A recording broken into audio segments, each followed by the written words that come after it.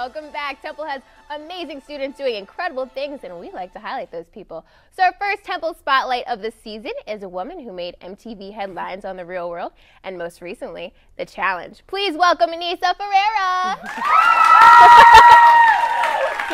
Thanks so much for coming. No problem. It was a really far walk. Oh, yeah. It's funny because I was telling the producers the way that we got you. I was walking out of Fox Business School, and I was like, wait a minute. Was that Aneesa from The Challenge? So I was like, you guys got to get her, get her. Are you a Fox Business School student? Yes, I am. So what are you taking? What classes? Business management.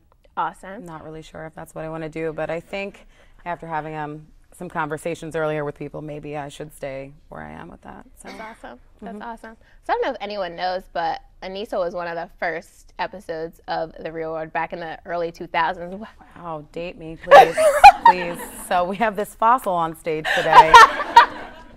But basically, she's a vet. Like, she's the best one. So how did you get involved with the show? Did MTV contact you? No, not at all. I went to an open call audition at, what was it called then? Top Dog, and it's now like a Mexican place in University City. Right. And my friends wanted me to go, and I was going to like Montco then, and this lady was like, you have such a great personality, try out. And I'm like, negative. I don't even like that show. Like, who aspires to be a reality TV star, if you will? And I was playing with my band downtown, and I got like this ill stomach virus, and went anyway with like my best friend and like another friend. We waited in line, and it was like maybe I was meant to do it, I don't know, but I had to go back and get my ID because I forgot it, and they held my place in line. And back then there weren't like 9,000 gazillion people trying out. It was just like some of us idiots who wanted to be on the show.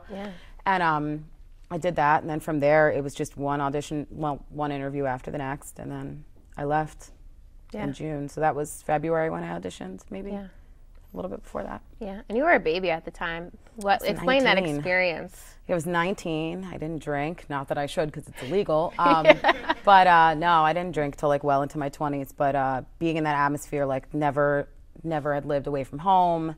Didn't do the whole college thing, so I wasn't like, you know, frat parties and boozing, which later happened in my life. But it was different. I was away from home, and I'm kind of spoiled.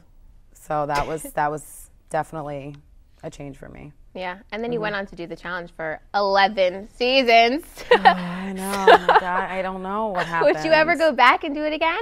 I thought about it, and I discussed it with my friends and certain people that I think would give me an honest opinion whether I should or not. And being in school for the last 2.5 years and now at Fox, like, this is one of those opportunities and kind of one of those gifts that I've given myself.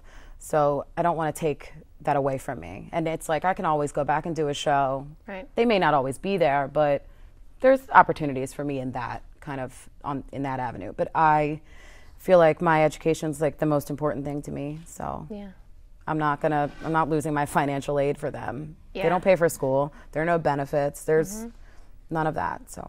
Right. And out of all the competitors that you've competed against, who was your biggest one?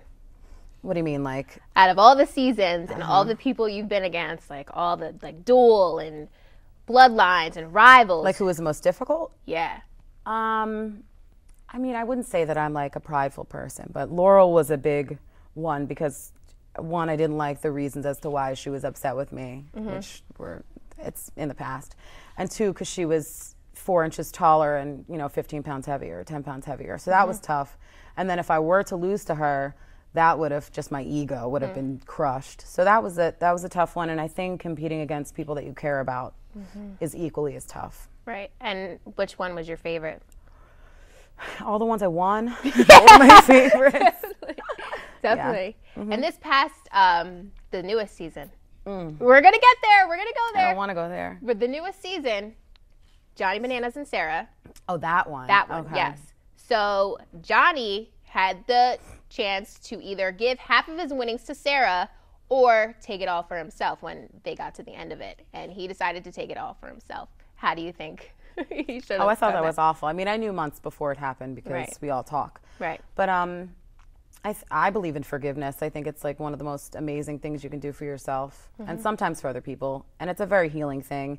And he had forgiven her, and then she worked, you know, through it with him for the whole season only to not get paid, which I thought was such a terrible thing for her. And she was you know, so she wants upset to have about it. babies.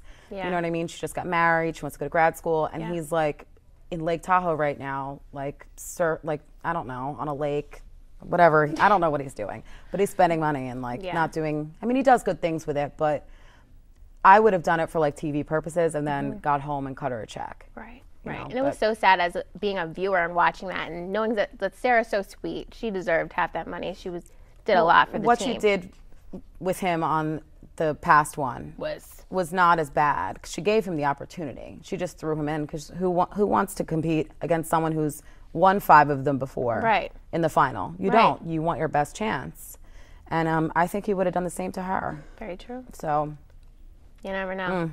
Karma. Right. And also as a viewer, we want to know about the veteran and rookie dynamic in the house. Is that just established, or how does that work? Yeah, I mean, it's like a freshman in high school. Like you get, you know, Hayes, and there's freshmen that like you kind of have to work up to sophomore year. Yeah. So it's, you know, you have to prove that you deserve to be there or not. I don't really like it that much. Right. I like the fresh faces and that they have like different ideas and they haven't really been influenced, but some have. So it's difficult because they don't know how it is, and then some of them don't get how, you know, we've worked so long to kind of have this system, and then they come in and they just mess everything up, or try and be heroes, or try to do something slick, and then it ends up blowing up in their faces. So I think, you know, life is a good teacher, and experience definitely helps you, you know, with the challenges. Do you still talk to anyone from the show, like Svetlana? No. No, she still owes me a sidekick. I'm dating myself now. That was a tough, really tough challenge for me. But I was in a different headspace. I was younger. It was different. But no, I don't talk to her. Okay. I talk to Kellyanne a lot. Yeah, she's sweet. She's like one of my best friends. Great. All right. Well, thank you so much for coming. I'm so happy that you came here. We're all obsessed with the show. But when we come back, Sean and I will be hanging out with Quincy and Aneesa a little bit more. But first, Morgan Kolakowski, Meter Race Affiliates Ball Factory. Take a look.